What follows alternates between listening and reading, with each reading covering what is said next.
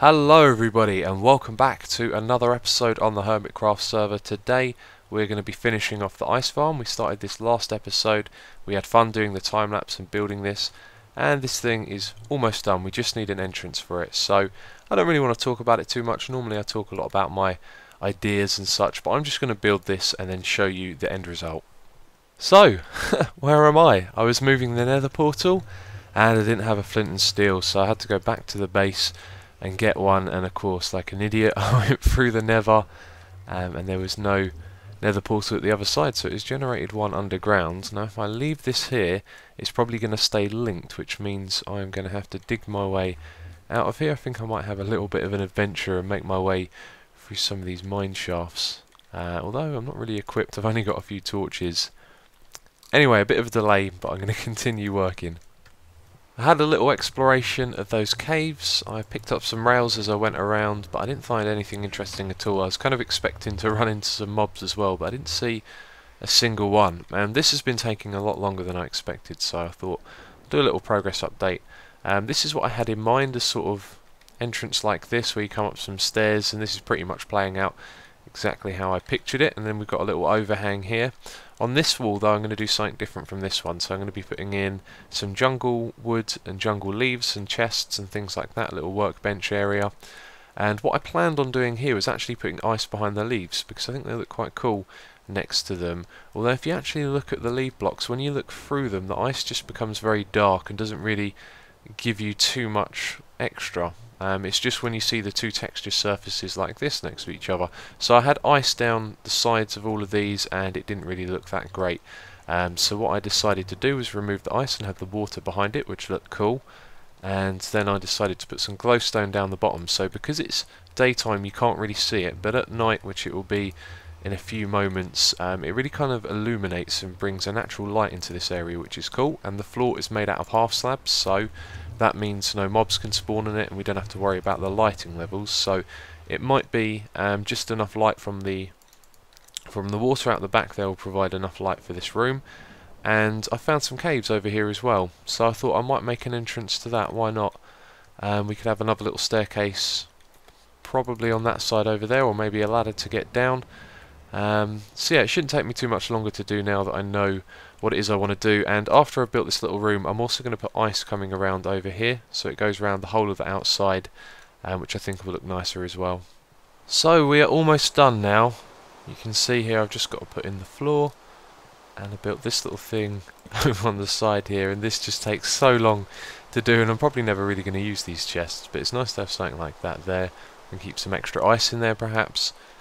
So I just need to do the floor, and it appears that I've misplaced my slabs. But yeah, you can see at the moment it is snowing. They're not the right ones, so let's do that again. And when it snows, it's going to leave snow on top of the blocks that we have, which is a bad thing, of course, because we don't want snow up there. And then I noticed that snow doesn't settle on ice. Now that's something that you know, is quite known. You never see the snow settle on the ice, but I didn't really think about that and why it doesn't settle on it.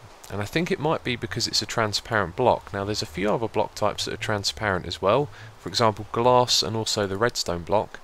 I think that's the only transparent block in the game that a mob can spawn on, which is really interesting.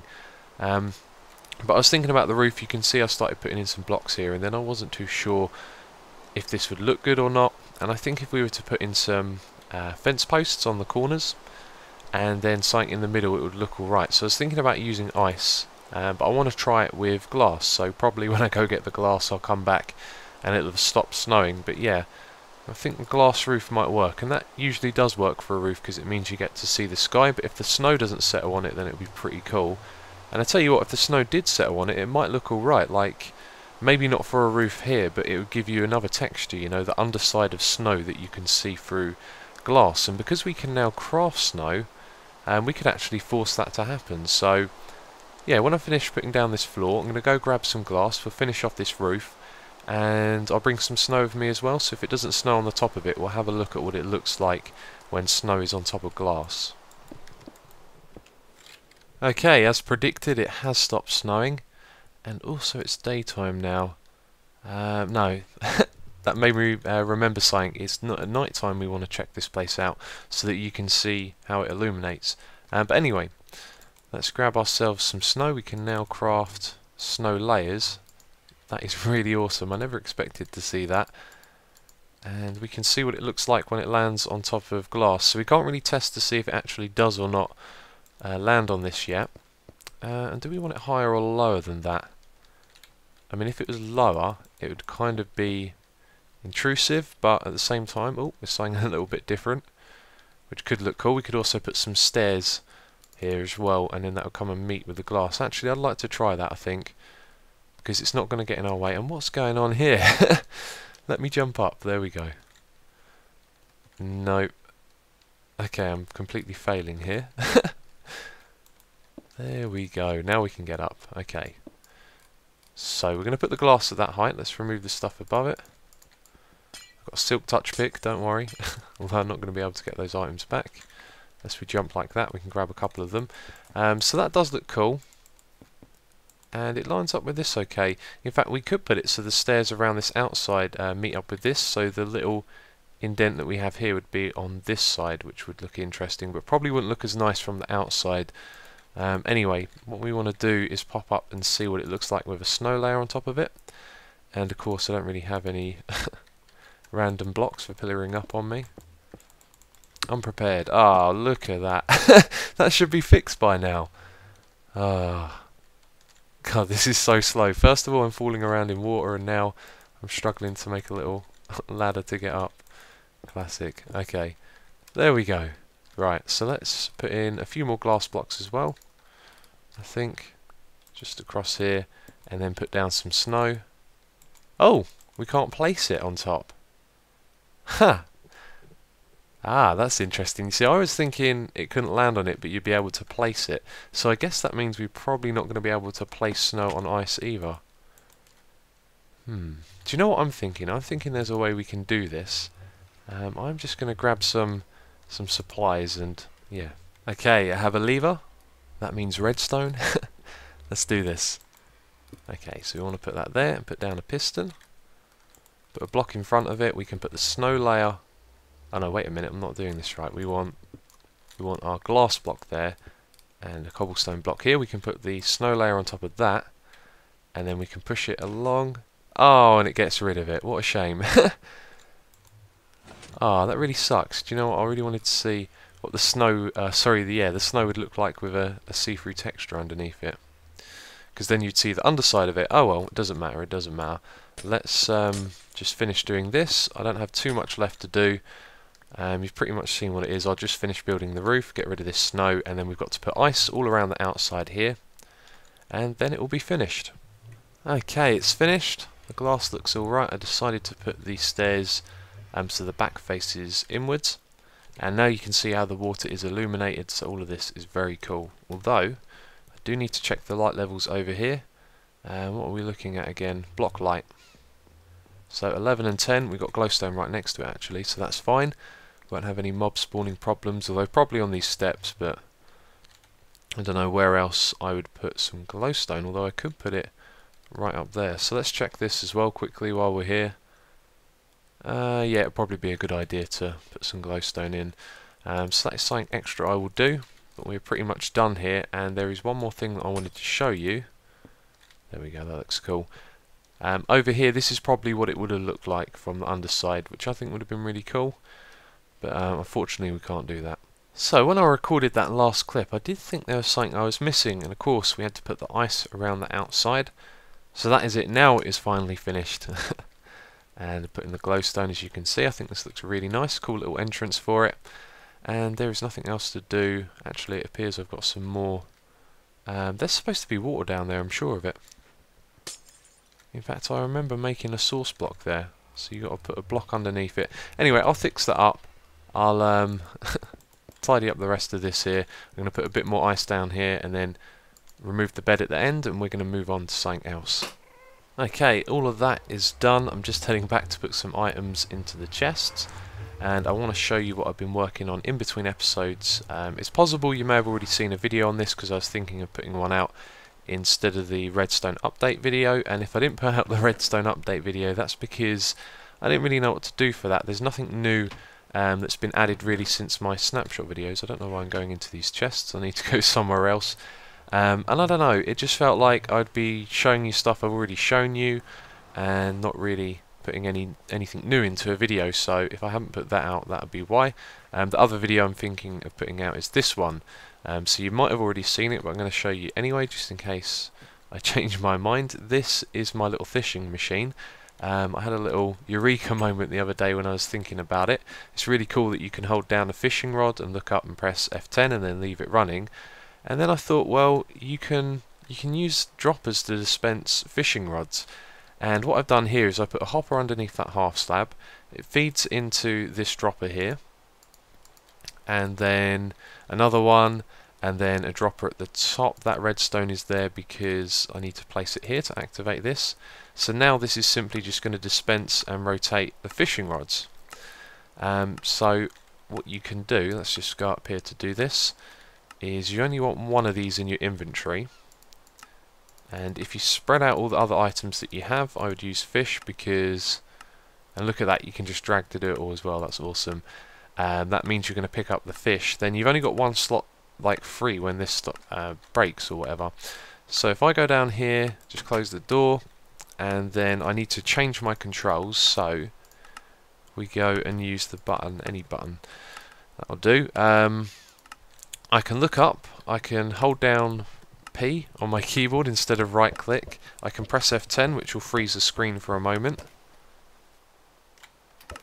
And now I'm not holding down P, and what I can actually do is press Alt and Tab and start using other programs on my computer. I'm not going to do that while I'm recording because I don't know what's going to happen, but I actually done some AFK farming. That's why I had a load of fish in my inventory, and this totally works. You could turn the volume off so you don't hear the clicking, and you can Alt and Tab and use other programs and just leave Minecraft running in the background. You can even press the button P on other programs as well, and this will just keep fishing. And then when your fishing rod runs out after you catch loads of fish, it will dispense you another one. This redstone as well, I'm going to stop doing that now, is obviously expandable. You could technically leave this thing running for hours and hours and hours. Now, why can't I open the door? Oh, because I'm right clicking. I've got to press P on the keyboard now. Let's change that back. Use item, button 2, there we go. So let's disable that so it stops doing its clicking. Yeah, of course you can just expand this. You could add a chest into the system and keep a chest full of these, so you could leave your Minecraft running for a day if you really wanted to. It is that awesome basically. So that's why I might have made a video on it. And you can see I got quite a lot of fish. I got 55. I was just leaving that running for an hour, and so I've been leaving my Minecraft running quite a lot lately actually. I've been doing some AFK farming over at DMAX, I was about to say fishing farm, at DMAX Iron Farm, and it starts raining. And do you know what, I need to set my spawn because I broke the bed that I had over at the ice farm, and actually I can't remember. Now it has to be night time, doesn't it, to sleep in a bed, even just to set your spawn. So I can't get rid of the rain just yet. I think I'll wait until it's night time and then we can get rid of the rain. Okay, I've set my spawn and now it's stopped raining. That's great. And what was I talking about? Yeah, AFKing at King Daddy DMAX Iron Farm.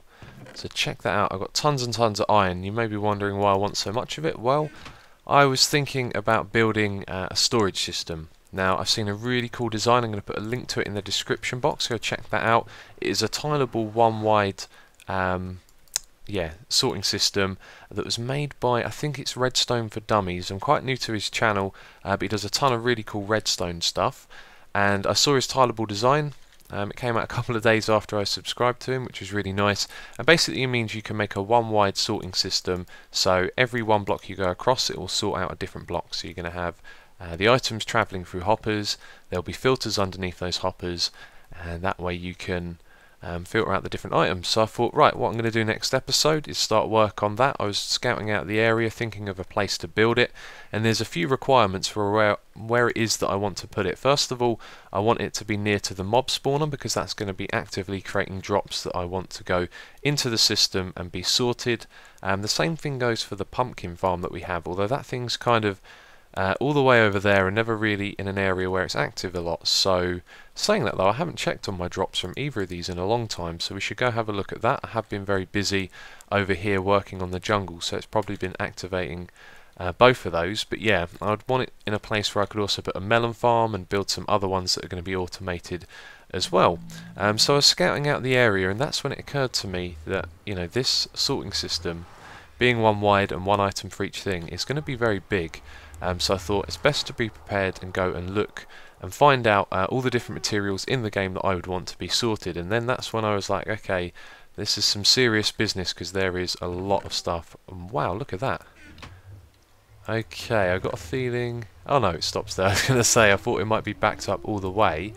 Here's the thing, there's no pumpkins. We should go see what's going on with the pumpkin farm. So I started to look through an image file that I found on the Minecraft wiki that has basically all of the 1.5 items in a list with all of the old items as well. And I was looking through all the ones that don't apply and the ones that do. It's this portal here. For example, sponge is one that you can ignore because that's never going to be used in survival unless they add it, of course. I've got a feeling I know why this isn't working. It's the timer. There was something wrong with it that I realised after, and that could cause it to stop working. And I don't think that's a problem with the design itself. That's just a problem with... where do I look? I'm not sure where to look to find out what's going on. I think we have to go to the top. Yeah, it was a problem with something I did when making it. And I think that's why we don't have any pumpkins, because it hasn't been running. And I just fell down. Not very good. There we go. Yep, so there's nothing in there. And I think that means all of the items have despawned, because yeah, I made a mistake with this. But after I made this was designed by Guy Ryan. It was brilliant because you could use the items in circulation to have a continuous clock and not use the despawn timer like we did before. This was really smart thinking at first, but then as is with redstone and time and stuff, someone always comes up with something better. And of course Etho came up with the hopper timer, where you're just going to keep the items in a hopper to use them as a timer. So this thing is pretty redundant now, and we should replace it with a reliable hopper timer, that is. So I think I'm going to take this apart, build that hopper timer, and then I'm going to talk a little bit more about the sorting system, because I need to go over my notes again. There are seriously like hundreds of items that I want to store and loads that I want to put in groups as well, so I'll give myself some time to think about that, and I'll change this to one of Etho's hopper timers.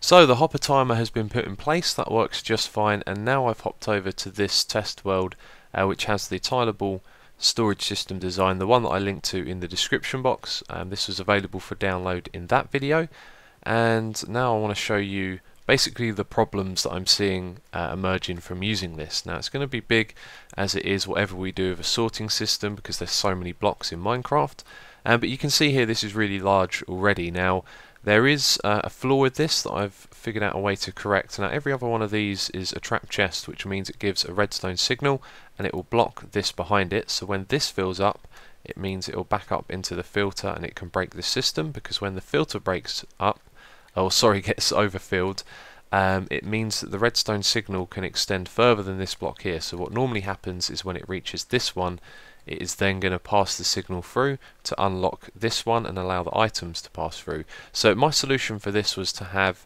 a chest that came out in front of it, a hopper underneath that chest. In fact, I can actually just build this because we're in creative mode.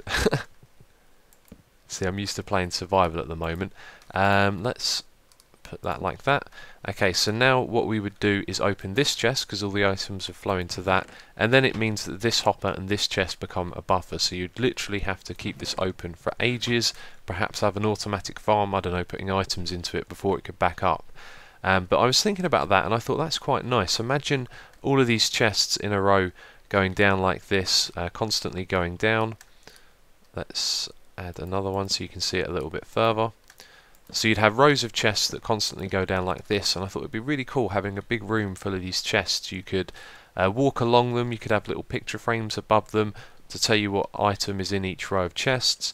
And that's when, you know, I started getting the itch to go and build this on Hermitcraft, and I was scouting out a location and started to see some of the problems with it. So first of all, there are some items that are going to, you know, have a ton more items going into them than other ones. So for example, stone, cobblestone, dirt and wood, you know, we're going to have so much of that coming into the system, and this is where, you know, I go digging somewhere or do a project we'd have a water stream hooked up to send it all the way to our first hopper, and then the items can go in there. So yeah, I'd be dumping lots of items off. So when I do builds and stuff, you always get some cobblestone, and that'll head its way into this system. So this would be ideal for that, but then this would be wasted on other things. For example, maybe certain food types. I do like to keep a stockpile, but not a big one. Or, I don't know, I've got a list on my other screen, I'm just looking at them. I didn't really list things you wouldn't have a lot of. Let's say like fireworks and fire charges, things like that you're only ever going to have a few of, or at least I would. And so it'd be kind of pointless to have this system set up for it.